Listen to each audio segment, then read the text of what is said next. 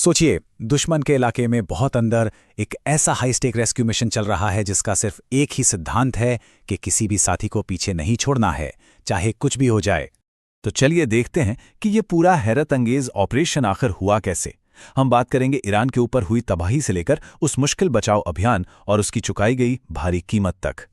तो कहानी शुरू होती है दुनिया के सबसे खतरनाक एयरस्पेस में से एक में। घने अंधेरी रात का वक्त है और एक हाईटेक मिशन एक भयानक मोड़ लेने वाला है। सवाल ये था कि एक पूरे देश के अंदर से आप सिर्फ एक इंसान को कैसे बचाएंगे। यही वो सबसे बड़ी चुनौती थी जो अमेरिकी कमांडरों के सामने खड़ी थी जब उनका एक F-15E स्ट्राइक ईगल ईरान के अंदर बहुत गहराई में गिरा दिया गया था। अब ये समझने से पहले कि ये बचाव कैसे किया गया, ये जानना जरूरी है कि ये क्यों किया गया। कोई भी साथी पीछे ना छूटे, ये सिर्फ एक कहावत नहीं है। ये एक ऐसा अटूट नियम है जो इतने बड़े और खतरनाक ऑपरेशन को करने की हिम्मत देता है। तो ये F-15E का क्रू कर क्या रहा था? वो इस्तेमाल कर रहे थे टेरेन फॉलोइंग रडार का। ये आप समझिए एक ऐसी टेक्नोलॉजी है जो प्लेन को जमीन से चिपक कर मतलब बहुत ही कम ऊंचाई पर उड़ने में मदद करती है। पहाड़ और घाटियों की आड़ लेकर वो दुश्मन के रडार से बच रहे थे ताकि वो एक खुफिया अंडरग्राउंड बंकर तक पहुंच सकें। लेकिन देखिए, यहीं पर एक टैक्टिकल प्रॉब्लम थी।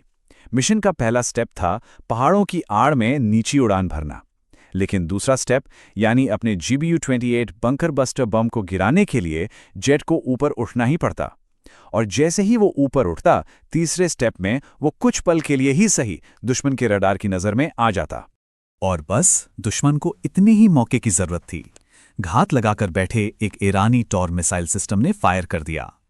मिसाइल के पास आकर फटने से जेट को जबरदस्त नुकसान हुआ और दोनों क्रू मेंबर्स को अंधेरे पहाड़ों के ऊपर इजेक्ट करने पर मजबूर होना पड़ा। पायलट को तो जल्दी रिकवर कर लिया गया, लेकिन वेपन सिस्टम ऑफिसर यानी WSO घायल हालत में वहीं फंस गया। तो अब सिचुएशन ये है कि पायलट तो सुरक्षित है, लेकिन घायल WSO दुश्मन के इलाके में अकेला है। और यहीं से शुरू होता है कहानी का दूसरा और शायद सबसे मुश्किल हिस्सा। एक तरफ जिंदा रहने की जंग और दूसरी तरफ CIA का एक बहुत ही खतरनाक खेल। जमीन पर आते ही उस WSO की ट्रेनिंग फौरन काम आई। देखिए, इजेक्ट करने के सिर्फ 2 घंटे के अंदर उसने चोटों के बावजूद 2 मील का सफर तय किया और 7000 फुट ऊंची पहाड़ी पर चढ़ गया।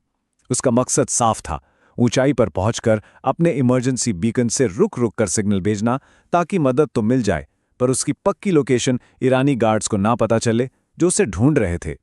अब सवाल ये था कि उसे बचाया कैसे जाए और उसके लिए वक्त कैसे जीता जाए। यहीं पर CIA ने एक कमाल की चाल चली।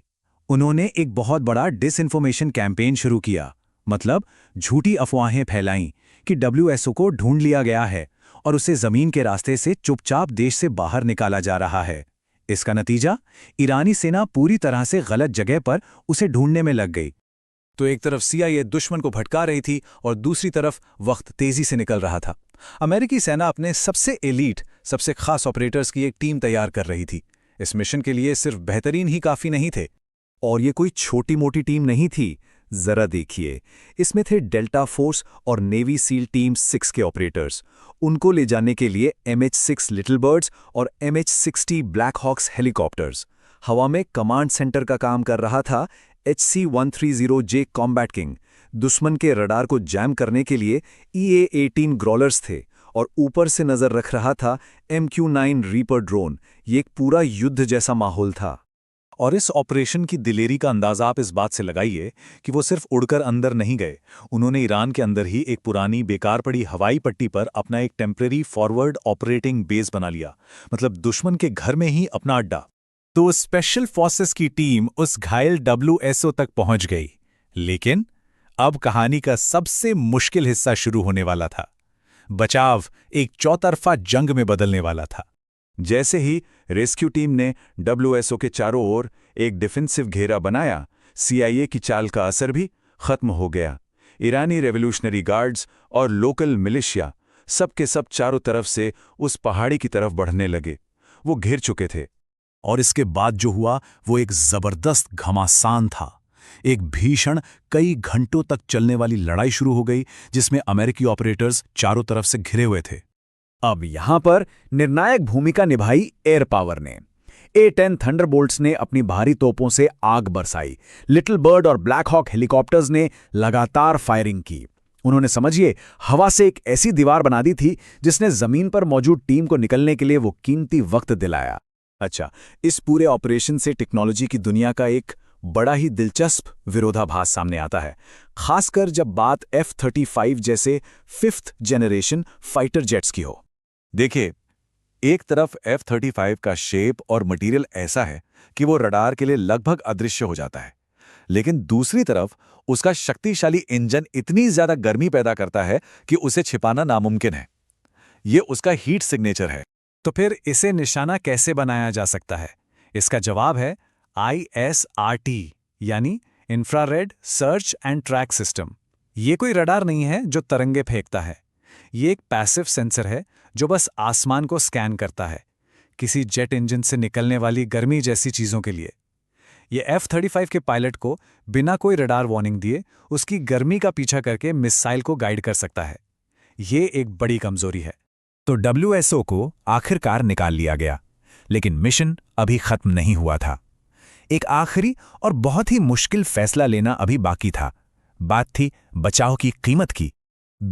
ये संख्या है उन अमेरिकी एयरक्राफ्ट की जिन्हें मिशन के बाद ईरानी जमीन पर ही जानबूझकर तबाह करना पड़ा, और इनमें एक बहुत बड़ा HC-130J ट्रांसपोर्ट प्लेन भी शामिल था। ऐसा क्यों किया गया? क्योंकि लड़ाई के दौरान हुए नुकसान की वजह से उन विमानों को वापस उड़ाकर लाना मुमकिन नहीं था, और अपनी खुफिया मिलिट्री टेक्नोलॉजी को दुश्मन के हाथ लगने से बचाने के लिए कमांडरों ने स्कॉर्च्ड अर्थ पॉलिसी अपनाई। मतलब पीछे कुछ भी काम का नहीं छोड़ना सिवाय जले हुए मलबे के। तो आखिर में ये पूरा ऑपरेशन हमें एक सवाल पर लाकर छोड़ देता है कि एक वादे की असली कीमत क्या होती है। ये मिशन दिखाता है कि अपने एक साथी को बचाने के उस एक वादे को निभाने के लिए करोड़ों डॉलर के उपकरण और अनगिनत जानें दांव पर लगाई जा सकती हैं।